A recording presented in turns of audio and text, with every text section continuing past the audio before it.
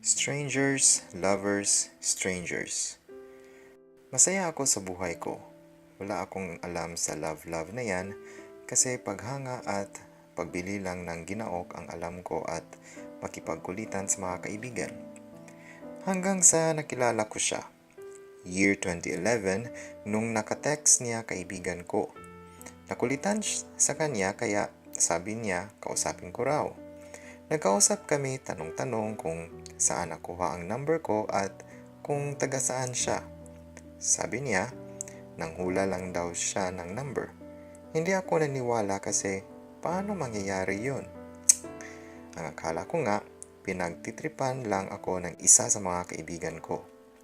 Pero nung sinabi niyang taga Metro Manila siya, doon pa lang ako naniwala kasi ang layo, almost 4 hours and 30 minutes ang biyahe. In-entertain lang namin yung isa't isa hanggang sa naging magkaibigan kami.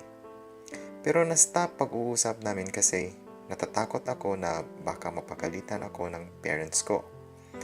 2012, hanggang sa dumating yung time na kailangan ko nang makakausap, tinawagan ko siya. Nagkakausap na ulit kami kasi sobrang daming problema yung dumating sa akin. Nang babae tatay ko, at pinagsasamantalahan ako ng second husband ng tita ko. Tinatakot pa ako na wag daw ako magsusumbong. Hanggang siya lang yung napagsabihan ko. Sa sobrang takot at hirap ng nararanasan ko, I decided to end my life. Pero pinigilan niya ako. Pinaramdam niya kung paano malampasan lahat ng problema, pinasaya niya ako. She saved me from my hell life.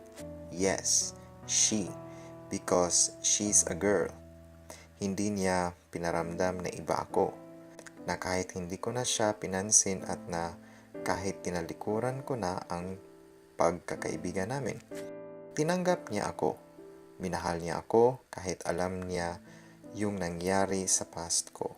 She courted me kahit alam namin na bawal because we have the same sex. Pinagbigyan ko siya at lumipas ang ilang buwan. Naging kami. LDR kahit sa text lang, kahit walang pagkikitang naganap. 2013. Dito na naging rough yung relasyon namin. Nakakilala ka ng iba, yung mas malapit sa'yo at yung naaalagaan ka. Wala akong kaalam-alam na niloloko mo na pala ako. Ang masakit lang, nalaman ko sa mismong party pa ng pamilya namin. Ako lang ang umiiyak habang sila nagsasaya. Saan ba ako nagkulang para lukuhin mo ako? Pinapili kita kung sino pipiliin mo. Ako ang pinili mo. Todo hingi ka ng tawad. Pinatawad kita kasi tanga ako eh. Pero yung sakit nandito pa rin until now. Hindi mawala-wala.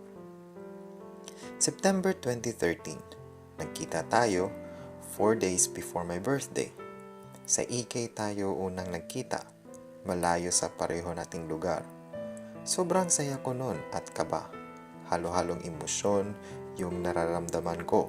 Kasi finally after a year na in a relationship tayo, nagkita rin tayo sa personal. Nakita ko yung taong mahal ko sa text. Binigyan mo ako ng gift na sobrang ikinatuwa ko.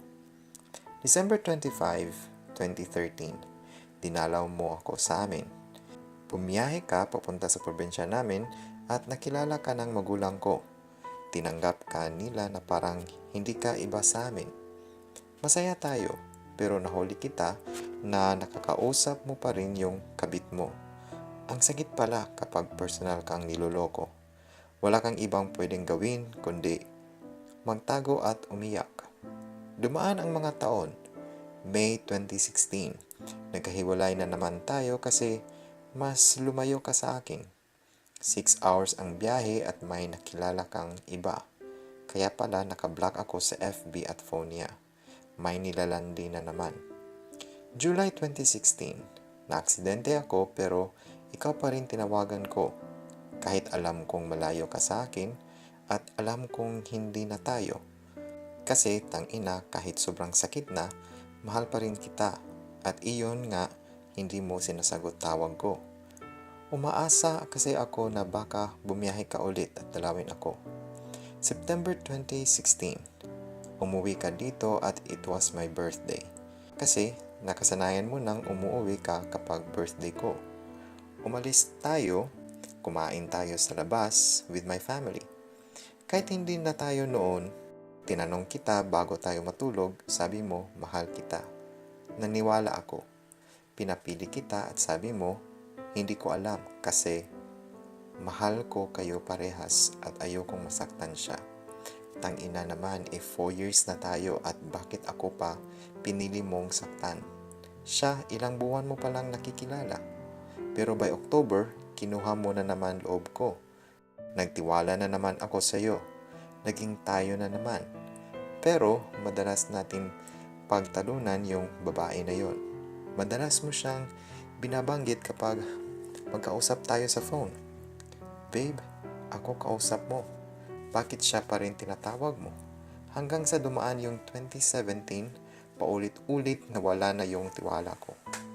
Natauhan na ako. This year, nag-decide ako na this time, sarili ko naman uunahin ko. Sinayang mo yung tayo. 6 years na tayo, road to 7 years. Pero anong ginawa mo? Sinira mo yung tiwala ko na paulit-ulit kong binigay sa'yo. Tama na muna. Lesson learned. Huwag natin panindigan yung salitang wala kapag mahal mo, tatanggapin mo kahit masakit at paulit-ulit na lang. Hindi rin maganda yun minsan kasi pinagsasamantalahan nila yung alam nilang mahal natin sila. Alam kasi nila na may babalikan pa sila.